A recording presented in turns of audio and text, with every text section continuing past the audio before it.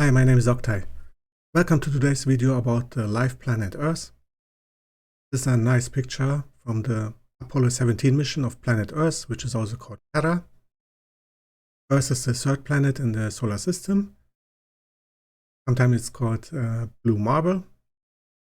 The size of Earth is 12,714 kilometers. It is at a distance of 1 AU, which is 150 million kilometers. That's right in the habitable zone of the solar system. That's why life became possible. The mass of Earth is 6 times 10 to the 24 kilograms. Density is 5.5 grams per cubic centimeter. Orbital period 365 days. And orbital speed is 30 kilometers per second. This is a circumstellar disk around the Sun. This is how the planets in the solar system were formed 4.6 billion years ago. There are four fundamental forces in physics. Gravity is the weakest of them.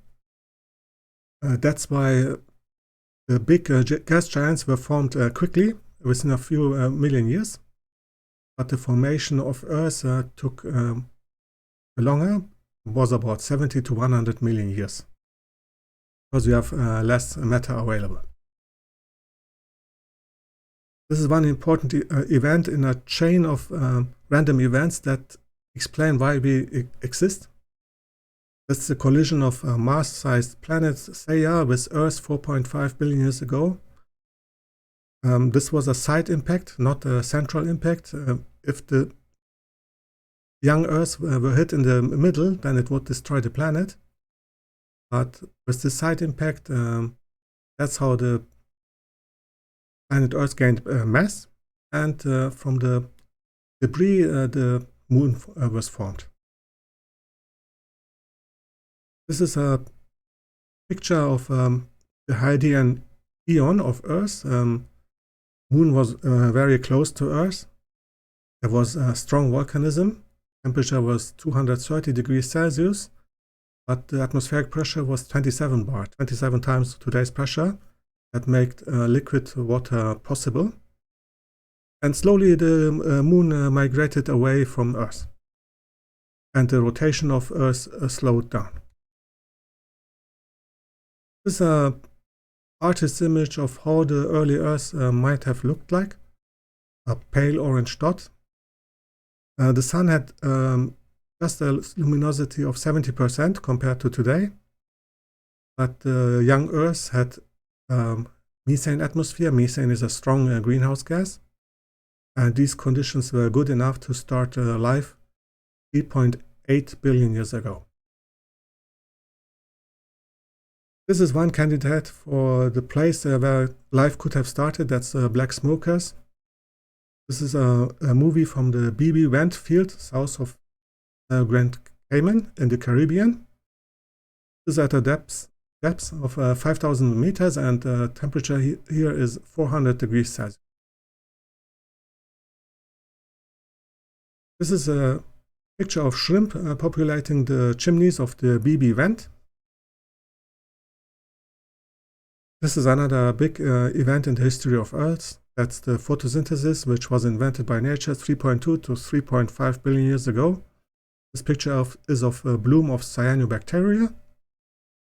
And this reaction, 6 CO2 plus 6 water, reacts to glucose plus 6 O2. O2 byproduct was released into atmosphere. That made the formation of the ozone layer possible, and that made life on land possible. This is a nice movie of the Kaneyama waterfall in Japan. Water is essential for life, liquid water, as a solvent and as a reactant. Planet Earth has 1.4 times 10 to the 18 tons of water. Water covers 71% of the surface of Earth, and rest 29% is land.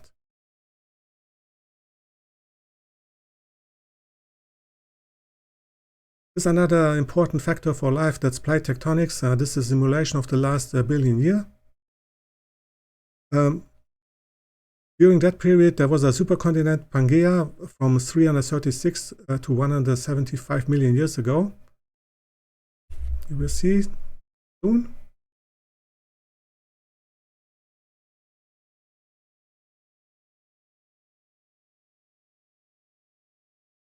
That's Pangaea. And plate tectonics is important for life because it provides fresh minerals from the inner Earth to the surface, and that's a big advantage for life. In the future, there will be a new supercontinent. This is a nice animation of interaction of Earth's magnetic field with the solar wind. The side that is exposed to the sun is compressed, and the other side is stretched. And Earth loses about 90 tons of atmosphere per day. That is insignificant. This is a structure of the internal Earth. You have the crust, mantle, the core of Earth. The inner core of Earth is an alloy of iron and nickel. It has a temperature of 5,430 degrees Celsius, which is almost the same as the temperature of the sun's surface. And one cause for the heat is radioactive decay.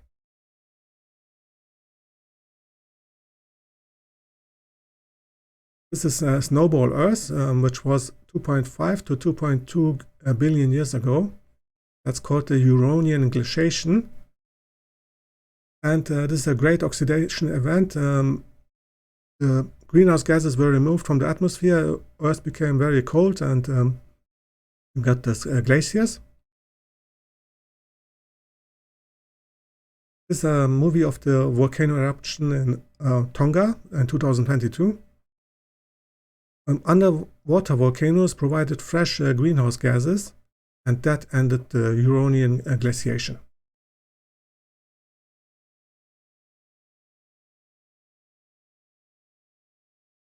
This is an important factor for life. That's a greenhouse effect, natural greenhouse effect. Today, the concentration of carbon dioxide in the atmosphere is 423 parts per million. It used to be 1280 parts per million. And this effect is essential for life. You can see in this animation, some of the reflected light is absorbed by the carbon dioxide molecules. This is like a blanket over Earth's surface. Because of this effect, the average temperature is lifted from below 0 degrees Celsius to above 0 degrees Celsius to about 15 degrees Celsius. That makes liquid water possible, and this is essential for life. This is a movie of Earth and Moon, and rotation period is 1 day of Earth. Axial tilt is 23 degrees. The Moon is at a distance of 384,400 kilometers. It has about 1/4 the size of Earth and 1.2% of Earth's mass. And this is enough to stabilize the axis of Earth. There's another important effect of our big moon. That's the tidal forces, which move the water masses. There's a big advantage for life because it mixes the molecules and ions and makes chemical reactions possible that make life. Sun has also a tidal force, but its tidal force is weaker than Moon's. This is another random event that happened 65 million years ago. In Germany, there's a famous astronomy professor, Professor Harald Lesch. He made a funny joke. He said, it was a Tuesday 65 million years ago when this asteroid hit. And back then, the rotation period of Earth was 23.5 hours. It was moving faster. And this impact is the main cause of the end of the dinosaurs. It is not the only cause, but it's the main cause. And the dinosaurs were not able to adjust to the new environmental conditions, but the crocodiles and birds were able. They survived. The birds made use of the same concepts that made dinosaurs so successful. And in this context, it is very important that Jupiter is like our friend because the big massive planet Jupiter deflects most of the asteroids that could crash into Earth, away from Earth, or crash into Jupiter, like we had this Shoemaker-Levy impact. That's why Jupiter is very important. This is the skeleton of Lucy. Lucy is a female of the hominin species Australopithecus arensis. Lucy was discovered in 1974 in Ethiopia. She lived 3.2 billion years ago.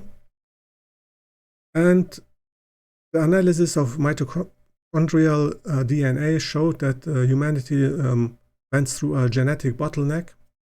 70 to 80,000 years ago, there were a total of just 1,000 to 2,000 humans. All today's humans are, these are the ancestors of all today's humans. And there's a theory that this bottleneck was caused by the Toba supervolcano eruption. This is the future of Earth. The sun will become a red giant in 5 billion years. The luminosity of the sun increases by 1% every 100 million years. And for complex life, there's just 500 million years left on Earth.